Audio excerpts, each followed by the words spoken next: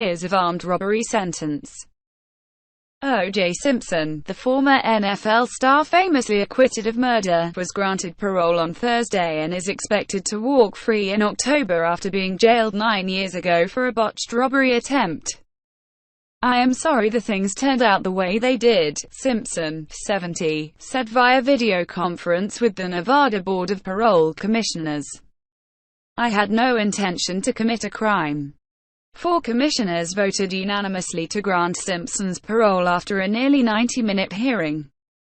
Simpson smiled as the 4 commissioners announced their ruling one by one. He bowed multiple times after the 4-0 decision was announced. Sign up for Guardian Today U.S. edition. The day's must-reads sent directly to you. As he left the courtroom, he thanked the people around him and put his hand to his heart before clasping his hands together while bowing slightly toward the commissioners. "It was a serious crime and there was no excuse for it," said Commissioner Tony Corder. But he said he reached the decision because Simpson was at low risk to reoffend, and had served enough prison time in the case.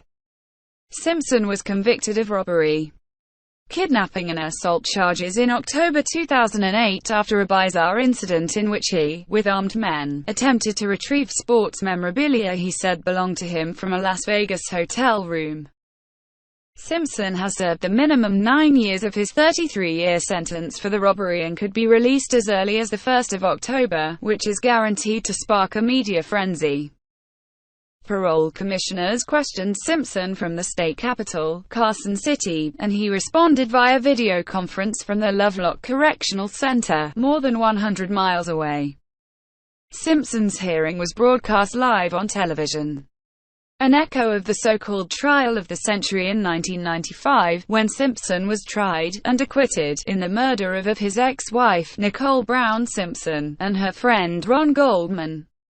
On Thursday, Simpson was jovial and occasionally combative with the commissioners as he answered questions about the robbery, reiterating his position that he was simply trying to retrieve his possessions. "I'm not a guy who has conflicts on the street," Simpson said. "I'm a guy who's got along with just about everybody."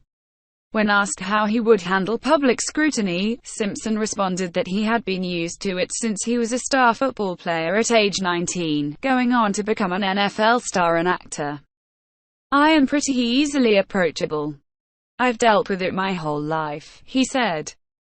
His eldest daughter, Annelle Simpson, spoke on her father's behalf, describing him as her best friend and rock. "No one really knows how much we've been through this ordeal in the last 9 years, she said. One of the 2 robbery victims, Bruce Fromong, also took the stand in Simpson's defense. "I'm here to say that I've known O.J. for a long time," Fromong said. "I don't feel he's a threat to anyone out there." Simpson was acquitted over the murders of his ex-wife and Goldman, but held liable for their deaths in a February 1997 civil trial brought by Goldman's family, who have been pursuing justice for their son since he died in 1994. The civil charge brought a $33 million penalty, which bankrupted Simpson, though he was able to live a comfortable life off his NFL pension. Simpson had retreated to suburban Florida, where he lived relatively quietly until he wrote a book explaining how he would have committed the double murder had he been inclined to do so. It was released in 2007, months before he was arrested in Las Vegas for the attempted robbery. Simpson was sentenced in December 2008 for 12 criminal charges including kidnapping and armed robbery after being found guilty of holding up sports memorabilia dealers in room 1203 at Las Vegas's Parole Central Station Hotel and Casino in September 2007. At the 2008 trial, jurors heard recordings secretly made of the hotel room confrontation, where Simpson can be heard instructing men to take items that had been stolen from him. "I did not mean to hurt anyone. I did not mean to steal anything, just my own stuff," Simpson told the judge before his sentencing in December 2008. "I just wanted my personal things back. I'm sorry. I didn't mean to hurt anybody." The judge, Jackie Glass, emphasized at the sentencing hearing that Simpson's sentence was not tied to his past actions. Nearly 10 years later, at the Thursday hearing, one of the parole commissioners, Connie Bisbee, also alluded to Simpson's history. "Mr. Simpson, you are getting the same hearing that everybody else gets," Bisbee said, prompting a hint of laughter from Simpson and his attorney.